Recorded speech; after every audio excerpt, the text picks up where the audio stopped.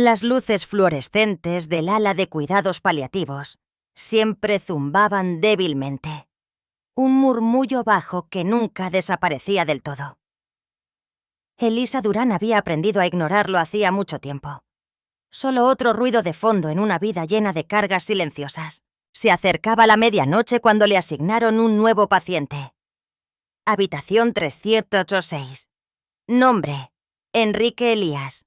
Edad: 60 años. Diagnóstico: cáncer de hígado terminal. Medicamentos para el dolor. Rechazados. Orden de no reanimar. Firmada. Volvió a mirar el expediente, frunciendo el ceño. La mayoría de los pacientes en esta ala tomaban morfina en el momento en que el dolor se volvía insoportable. Pero Enrique Elías había escrito un firme «no» en el formulario de solicitud con una letra pequeña y afilada. Cuando entró en la habitación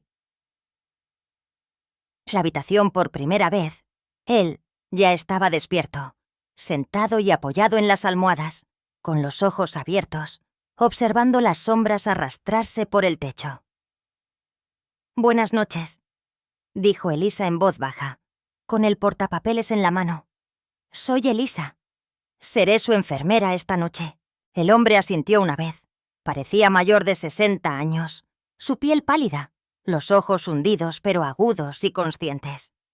Su voz, cuando finalmente habló, era profunda y mesurada. «No quiero nada para el dolor. Solo quiero silencio. O que me lea. Si tiene tiempo». Elisa parpadeó, sorprendida. ¿Qué le gustaría que le leyera? Él señaló una pequeña pila de libros en la mesita de noche. En la parte superior estaba «Martes con mi viejo profesor». Ella sonrió amablemente, acercando una silla. «Una buena elección». Cada noche después de esa, Elisa regresaba aquí a la habitación 306. Mientras el resto del piso se atenuaba en silencio, con las máquinas emitiendo pitidos rítmicos y otros pacientes entrando y saliendo de un sueño medicado, ella se sentaba junto a la cama de Enrique Elías y leía. Él nunca la interrumpía. Simplemente escuchaba. La segunda noche, pidió «El hombre en busca de sentido».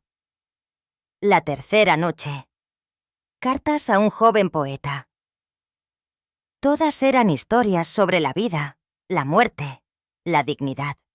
El tipo de libros que no lees a menos que estés tratando de hacer las paces con algo. Enrique nunca le preguntó sobre su vida. Nunca indagó.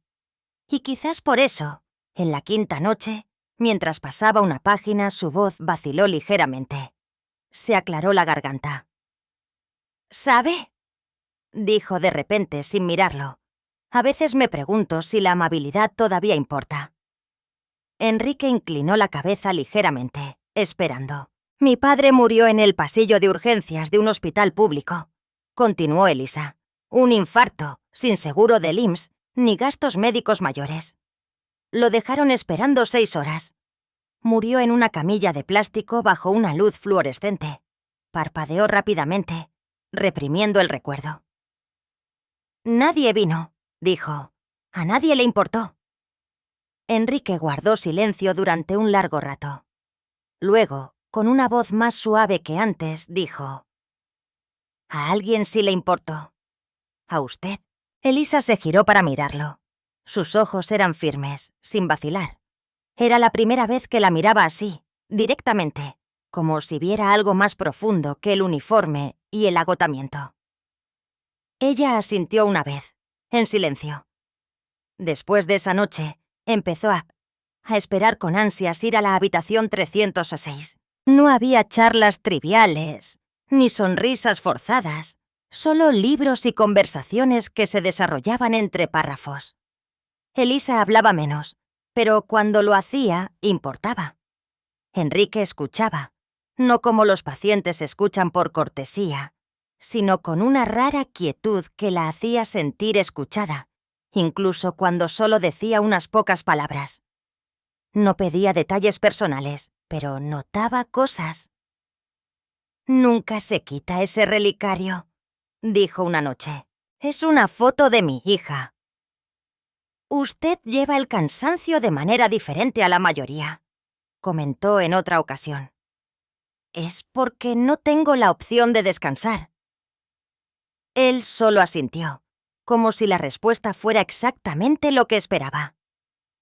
A medida que pasaban las noches, Elisa se encontró eligiendo sus lecturas con más cuidado. Leía más despacio. Hacía pausas para pensamientos que nunca decían en voz alta. Eran 2 personas en una habitación llena de silencio, ambos cargando pérdidas que el mundo había olvidado llorar. Y en esas horas tranquilas entre la medianoche y el amanecer, algo sin palabras comenzó a formarse entre ellos. No era exactamente amistad, no era exactamente deber. Era algo más pesado, más suave, más profundo. Y ninguno de los dos lo dijo en voz alta, pero ambos lo sabían. Esta conexión, este espacio, era la primera paz que cualquiera de los dos había sentido en mucho, mucho tiempo.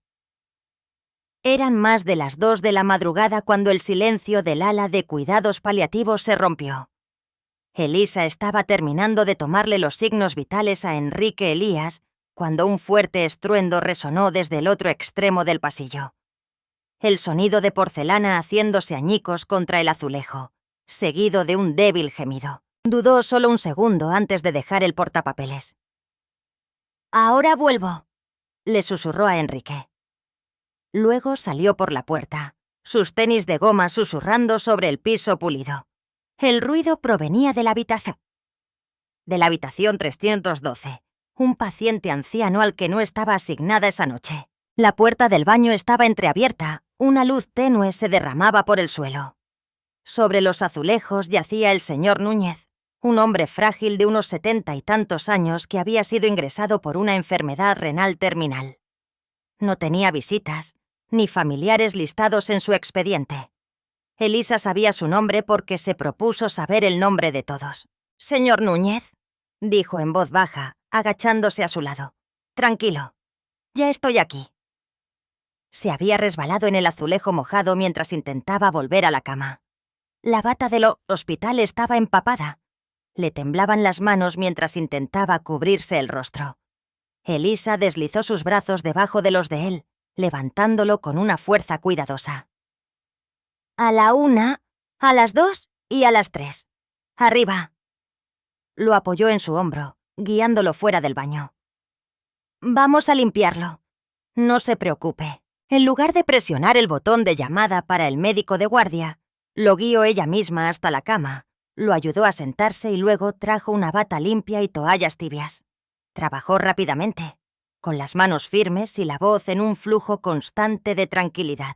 Le limpió la sangre de un pequeño rasguño en el codo, lo vistió con una bata seca y le arropó las piernas con la manta. «¿Mejor?», preguntó. Él asintió débilmente con los ojos húmedos. «Gracias.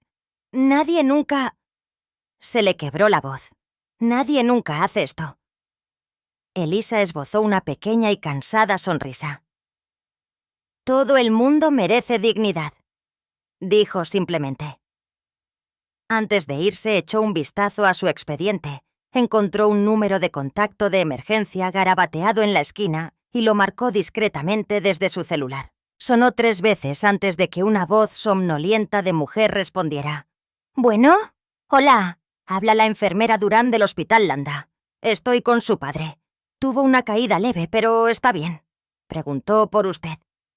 Una pausa. Luego la voz de la mujer se rompió de alivio. «Gracias. Iré mañana». Elisa colgó. Dejó el expediente en la mesita de noche y se deslizó de nuevo al pasillo. Lo que no se dio cuenta fue que Enrique Elías lo había visto todo desde su cama, con la puerta ligeramente entreabierta. La había visto correr por el pasillo. La había visto cargar con el peso del anciano sin esperar ayuda.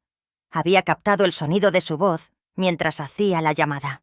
Cuando Elisa regresó a la habitación 306, encontró a Enrique despierto, con los ojos más agudos de lo habitual. «¿Todo bien?», preguntó. «Solo una caída», dijo ella, apartándose un mechón de pelo de la frente. «Ya está bien». Se puso a revisar su suero, pero sintió la mirada de él sobre ella. Más tarde, después de que se fuera a hacer sus rondas, Enrique se quedó sentado mirando el techo. Recordó las palabras de ella de la otra noche, sobre su padre muriendo solo en el pasillo de un hospital. La imaginó levantando a ese frágil anciano sin dudarlo, llamando a su hija en medio de la noche. Cuando el médico de guardia pasó por la habitación de Enrique, se detuvo para ajustar el goteo. «Esa enfermera», murmuró el doctor casi para sí mismo. «Es increíble. Tiene 2 trabajos, todavía está pagando la carrera de enfermería que tuvo que dejar hace 6 años. Trabaja de noche para poder estar en casa con su hija durante el día. Nunca pide pago de horas extras, simplemente lo hace». Enrique no dijo nada, pero un pensamiento se asentó profundamente en su pecho. Por primera vez en años, su mente se apartó de su propio dolor y se dirigió al futuro de otra persona. Supo en ese momento que había encontrado a la persona que había estado buscando. 3 semanas después de su ingreso, Eduardo Landa se sentó erguido en su cama de hospital, vestido con una bata de seda azul marino. Su rostro se veía más delgado, pero sus ojos estaban firmes y alertas. Frente a él se sentaba su abogado de toda la vida, Martín Herrera, un hombre discreto de cabello plateado que había redactado cada versión del testamento de Eduardo durante las últimas 2 décadas. «Quiero que el Fondo Comunitario de Salud Landa vaya a alguien que lo honre», dijo Eduardo con la voz baja pero clara. Martín enarcó una ceja. «Su plan actual lo deja a cargo del Consejo Directivo. Eso fue lo que acordamos después de que su esposa falleció». «Sé lo que acordamos. También sé en qué se ha convertido el Consejo», murmuró Eduardo. «Su versión de salud comunitaria es un comunicado de prensa antes de cada llamada con los inversionistas». Martín golpeó el folder con su pluma. «Si quiere nombrar a otra persona, tiene que ser legalmente sólido, un familiar o un cónyuge. De lo contrario, será impugnado». Eduardo miró por la ventana, observando a una enfermera empujar una silla de ruedas por el patio de abajo. «Hay alguien», dijo finalmente. Martín se inclinó hacia adelante. Y adelante. «¿Un pariente?». Eduardo negó lentamente con la cabeza. «No. Solo alguien que me recuerda para qué se suponía que era este lugar». No dijo su nombre. Aún no. En cambio, Eduardo pasó las siguientes noches observando, probando. La primera prueba llegó en silencio. Cerca de la medianoche, presionó el botón de llamada. Cuando Elisa llegó, él la miró con el ceño fruncido. «¿Puede pedir otra dosis de morfina? Tengo dolor». Elisa frunció el ceño, revisando su expediente. «No hay una orden actual para una dosis repetida, señor Elías. Llamaré al doctor Hernández para que lo revise. Preferiría que simplemente la solicitara directamente», dijo él, tranquilo pero firme. Elisa se enderezó. «Eso iría en contra del protocolo y en contra de lo que creo que es seguro para usted». Él sostuvo su mirada, firme, profesional, inquebrantable. Ella pasó la prueba. La noche siguiente, dejó caer su cartera deliberadamente justo fuera de la vasta habitación, llena con varios billetes de alta denominación y su identificación del hospital, todavía bajo el nombre falso. Elisa la encontró durante sus rondas de las 4 de la mañana y la devolvió de inmediato. «No mire adentro», dijo. «Pero debería tener más cuidado, señor Elías». «¿No le dio curiosidad?», preguntó él. «Trabajo en cuidados paliativos. Si la gente quiere decirme quiénes son, lo harán. Si no, no es asunto mío». Él sonrió por primera vez en día. Habla como alguien con sus propios secretos. Ella ladeó la cabeza. «Aquí todo el mundo se está muriendo, señor Elías. Eso no significa que dejen de merecer dignidad». Y luego vino la prueba final. A través de un enlace voluntario, Eduardo había organizado que se entregara un regalo de agradecimiento anónimo a la hija de Elisa. Una muñeca de colección de edición limitada, envuelta en listones y con un valor superior al salario de una semana entera de Elisa. 2 noches después, La caja regresó sin abrir con una nota. Le enseño a mi hija a ser agradecida, pero también a preguntar por qué le dan algo antes de aceptarlo. Gracias, pero, por favor, dele esto a una niña que tenga menos que ella. Eduardo sostuvo la nota en su mano más tiempo de lo que esperaba. Más tarde esa noche, cuando Martín llamó para pedir una actualización, Eduardo pronunció solo una frase. «La encontré». Martín dudó. «¿Estás seguro?» «Sí», respondió Eduardo, no porque ella hubiera dicho que sí a algo, sino porque dijo que no, todas las veces que importaba. Y en ese momento, por primera vez desde su diagnóstico, Eduardo Landa sintió algo parecido a Kika La Paz. La habitación estaba en penumbra, iluminada solo por el resplandor ámbar de la lámpara de lectura junto a la cama de Eduardo. Era tarde, mucho después del horario de visitas, pero Elisa había sido llamada con una petición silenciosa y formal del médico tratante. «El señor Elías desea hablar con usted en privado». Ella tocó una vez y luego entró. Eduardo estaba sentado erguido, vestido no con una bata de hospital, sino con una camisa de botones impecable, frágil pero sereno. Sus ojos se encontraron con los de ella con algo que nunca antes había visto. Gravedad. «¿Quería verme?», dijo ella en voz baja. «Sí, Elisa. Por favor, siéntese». Ella dudó, pero acercó la silla a su lado. Hubo un breve silencio entre ellos, del tipo que solo existe antes de algo irreversible. Eduardo alcanzó el pequeño cajón de la mesita de noche y sacó un sobre manila.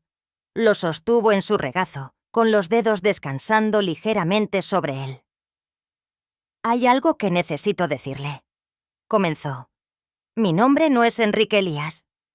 Elisa parpadeó. «¿Qué? ¿A qué se refiere?» Él sonrió débilmente. «Mi verdadero nombre es Eduardo Landa». Ella lo miró fijamente, confundida, luego atónita. El nombre la golpeó como una ola. «Landa», dijo, su voz apenas un susurro. «Sistemas de salud Landa». Él asintió. «Lo fundé hace años. He vivido en las sombras de este lugar desde que mi esposa falleció. Sin hijos, sin herederos, y ahora, sin mucho tiempo». Elisa se reclinó, asimilando la verdad. Su mundo acababa de cambiar. «Nunca quise un trato especial», continuó. «Haz que vine aquí de incógnito para ver el sistema desde adentro, para ver a la gente». Ella no dijo nada, solo escuchó. Él abrió el sobre lentamente y sacó una serie de documentos, deslizándolos sobre la mesa. «He pasado los últimos 2 años creando algo llamado el Fondo Comunitario de Salud Landa. Está destinado a proporcionar becas a enfermeras, atención materna gratuita para madres solteras y cuidados paliativos de bajo costo para quienes no tienen seguro. Es todo lo que desearía que este lugar hubiera hecho mejor». Se le hizo un nudo en la garganta. «Pero el equipo legal lo ha dejado claro. No puedo transferir el control del fondo a nadie que no sea un pariente consanguíneo o un cónyuge legal».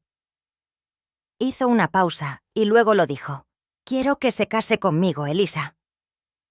Las palabras quedaron suspendidas en el aire, pesadas e imposibles.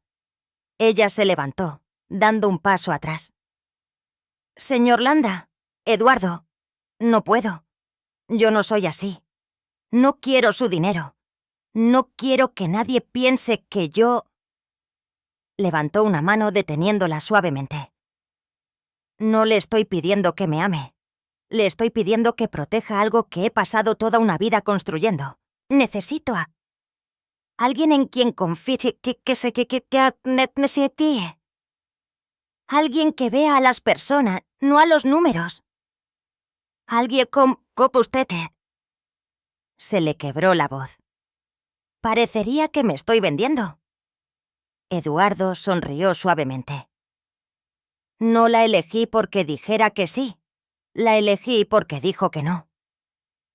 Silencio de nuevo, más profundo ahora, La he observado, Elisa, continuó. La forma en que cuida, la forma en que vive. Sé que nunca se aprovecharía. Es exactamente por eso que se lo estoy pidiendo.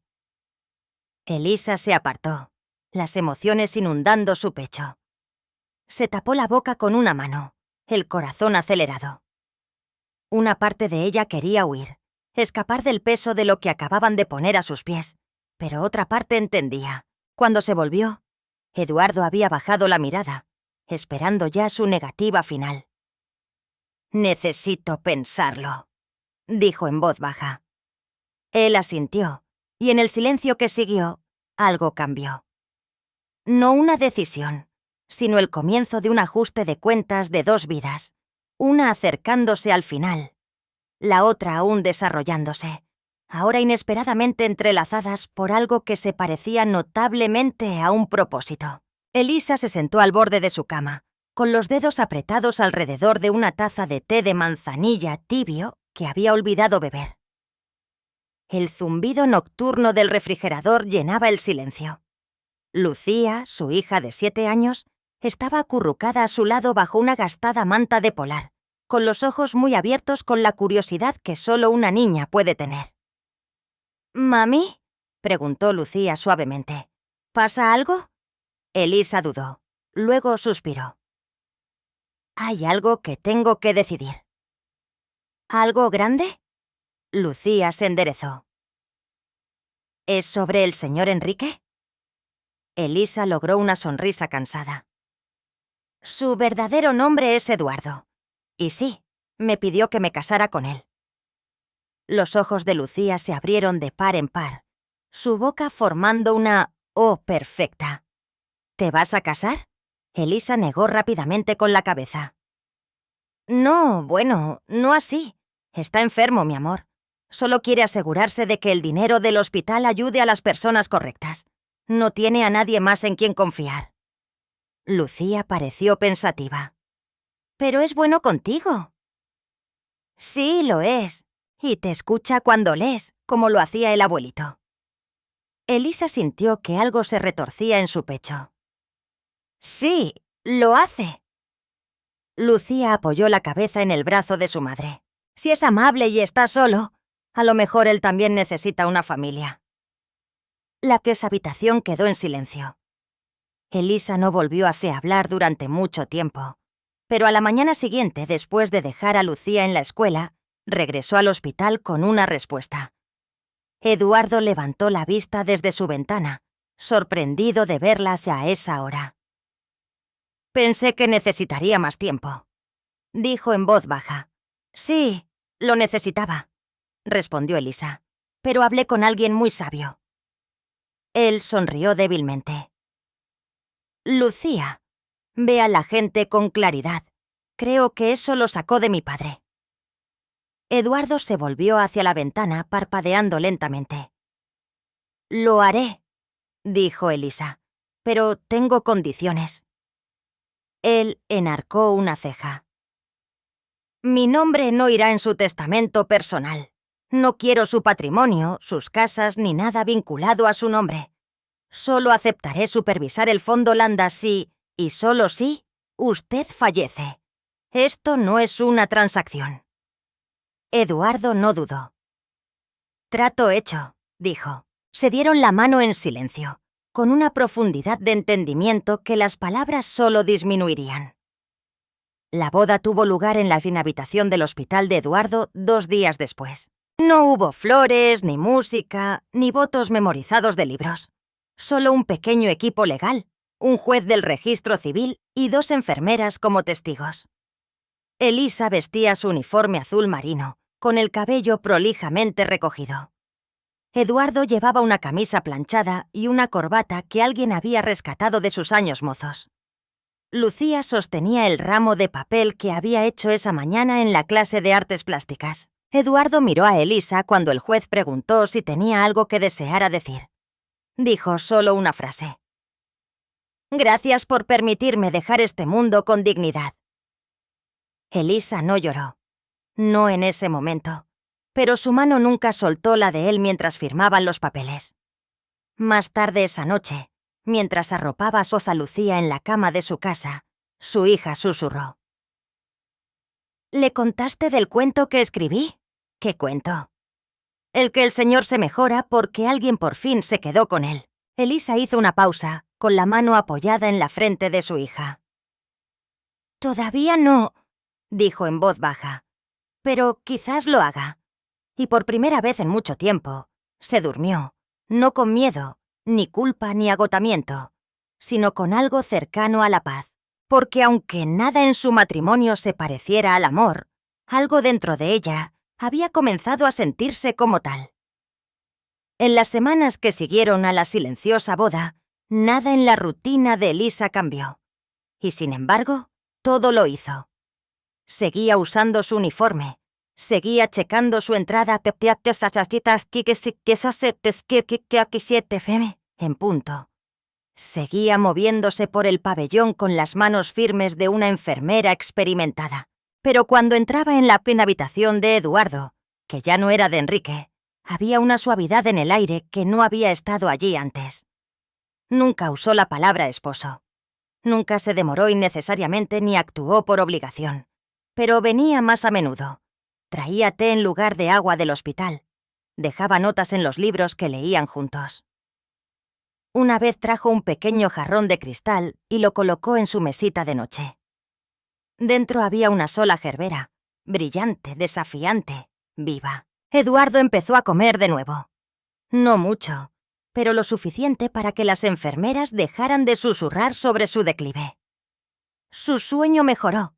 Las líneas de dolor en su rostro se suavizaron. Una vez, después de que Elisa le contara una historia sobre la última obsesión de Lucía con las nubes en forma de animales, él realmente se rió. Una risa real, cansada pero cálida. Esa noche, mientras le acomodaba la manta, Eduardo dijo en voz baja: «Nunca me ha contado mucho sobre su vida». Elisa vaciló. Supuse que ya tenía suficientes problemas. Él la miró entonces. ¿Realmente? La miró. Pero usted vive como alguien que sabe lo que es el amor. Cuida como alguien que ha sido profundamente herida y eligió no transmitirlo. Ella no supo cómo responder. Él continuó, su voz baja pero segura. Vive como una madre que sigue enamorada del mundo, incluso cuando éste no la ha amado de vuelta. Y observarla me está enseñando a vivir a mí también. Elisa parpadeó, no por las lágrimas, sino por el extraño dolor en su pecho. Apretó más la manta, esbozó una pequeña sonrisa y salió de la habitación. La tarde siguiente, Lucía llegó al hospital con un poco de fiebre. La niñera no pudo venir a última hora y Elisa no tuvo más remedio que traerla. Las enfermeras ayudaron a instalar un catre cerca de la cama de Eduardo. Lucía, medio dormida, se acurrucó en la delgada manta sin quejarse. Era casi medianoche cuando Elisa se asomó para ver cómo estaban. Se quedó helada en la puerta. Eduardo seguía despierto, acostado de lado, mirando a Lucía. Una de sus frágiles manos descansaba suavemente sobre la pequeña mano de ella. La niña se movió en sueños y él se inclinó, susurrando con una ternura que Elisa nunca había escuchado en su voz. Ojalá hubiera tenido a alguien como ella en mi pasado, pero me alegro de tenerla ahora.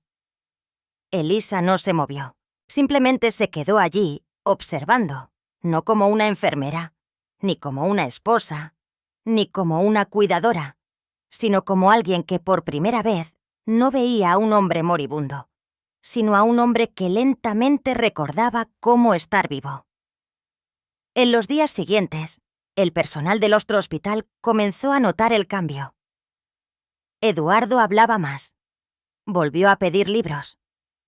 Una vez preguntó si alguien podía traer música, algo clásico pero no triste. Comenzó a escribir en un cuaderno.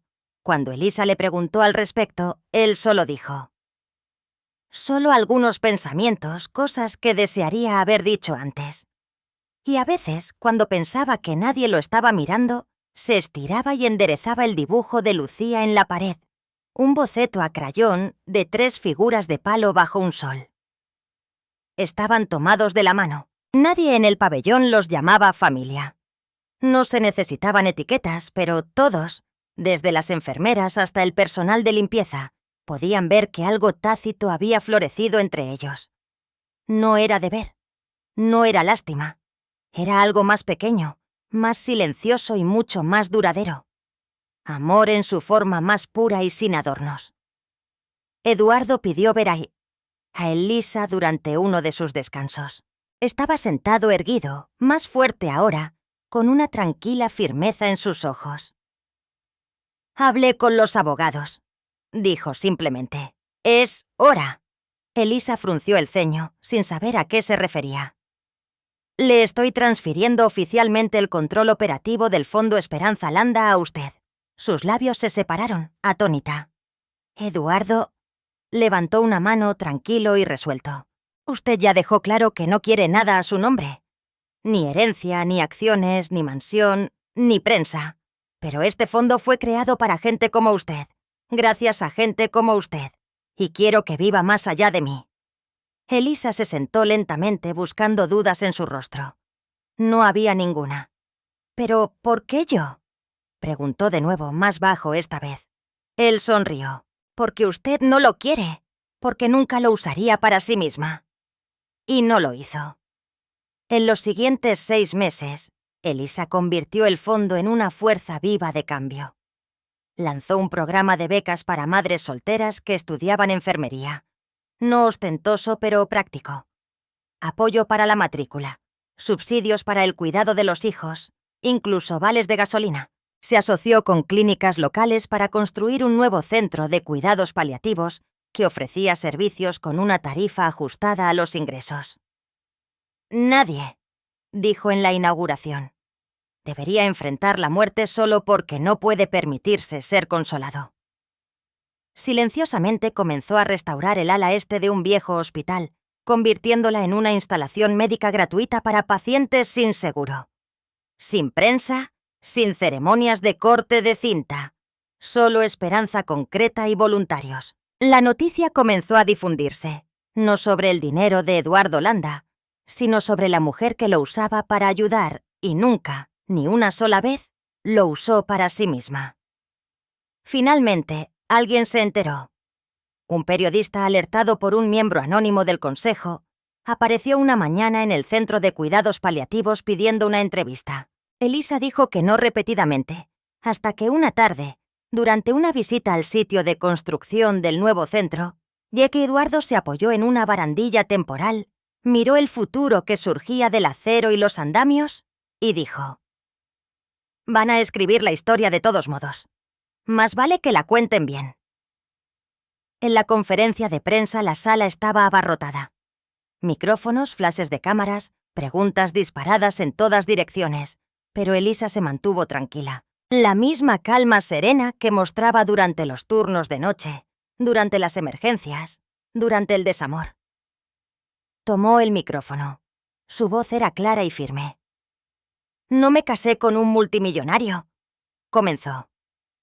Algunas personas rieron incómodamente sin saber a dónde iba esto. «Me casé con un hombre que estaba aprendiendo a vivir de nuevo. Un hombre que pasó décadas construyendo algo extraordinario y luego pasó el final de su vida preguntándose para qué era realmente todo eso». Hizo una pausa, dejando que sus palabras calaran. «No recibí su riqueza. Recibí su confianza. Y con esa confianza, tengo la intención de servir a las personas que este sistema a menudo olvida. Madres solteras, cuidadores, los moribundos sin recursos». Sus ojos recorrieron la sala. Algunos reporteros habían bajado sus plumas. Algunos la miraban fijamente. «Eduardo Landa me enseñó muchas cosas sobre la dignidad, el legado, el perdón, pero sobre todo me recordó que el amor no siempre parece un cuento de hadas. A veces se parece casi a un hombre cansado entregando una pluma y diciendo: «Ahora te toca a ti». Hubo silencio. Luego, un lento y respetuoso aplauso. Fuera de la ventana, la estructura de acero del nuevo centro brillaba bajo la luz de la tarde. Inacabado, imperfecto, pero real. justo como todo lo que habían construido juntos.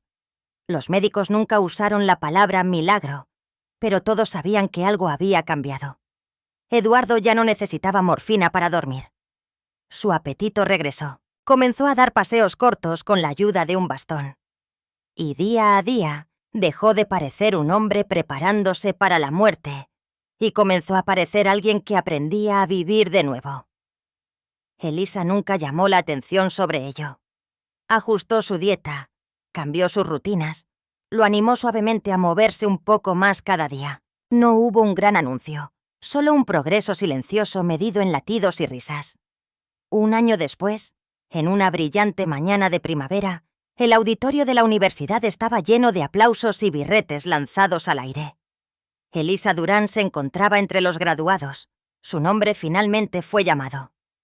Después de años de pausa, dolor y perseverancia, finalmente había completado su licenciatura en enfermería en la UNAM. Y entonces, justo cuando la ceremonia terminaba y las familias corrían por los pasillos para encontrar a sus seres queridos, una figura familiar apareció al borde del escenario.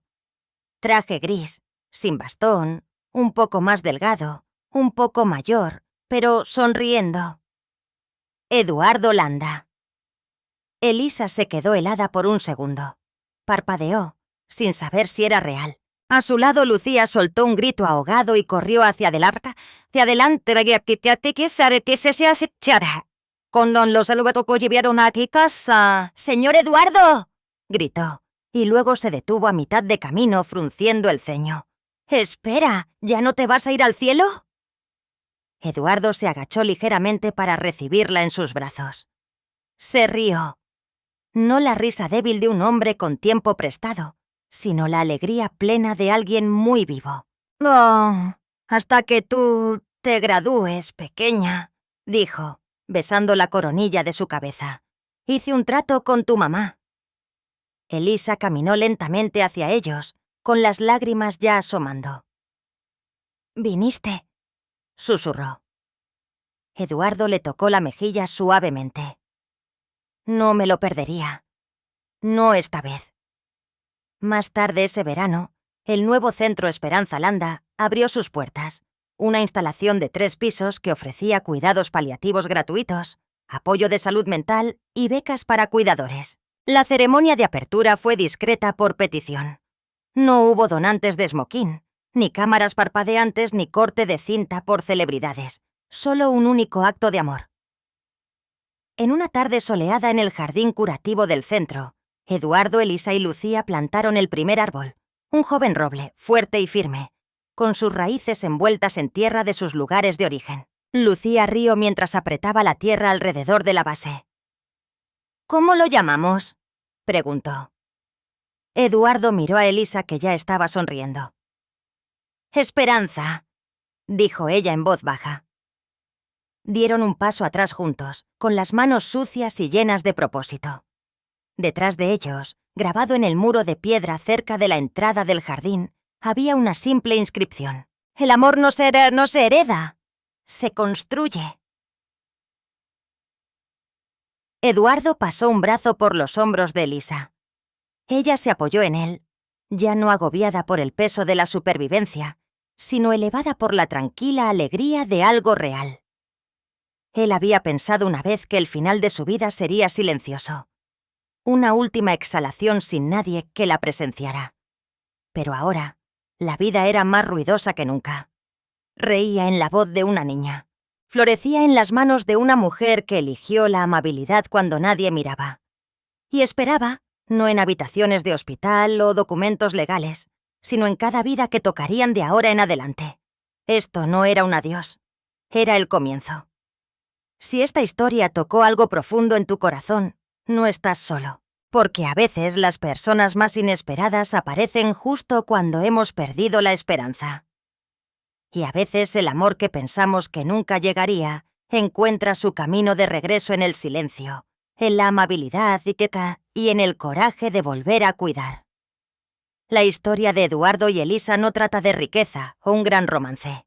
Trata de la confianza ganada, la sanación a través de la compasión y la construcción de un hogar no con ladrillos, sino con segundas oportunidades. Si esta historia se quedó contigo, no olvides suscribirte a Historias que conmueven el alma para más relatos reales que inspiran, sanan y nos recuerdan por qué volvemos a creer en las personas. Y oye, si sentiste aunque sea el más pequeño nudo en la garganta o sonreíste entre lágrimas, presiona ese botón de me gusta para apoyar lo que hacemos. Cada toque nos ayuda a dar vida a más historias significativas. Hasta la próxima, sé amable. Mantén la esperanza y nunca dejes de creer en el amor, el que se construye, no el que se da por sentado.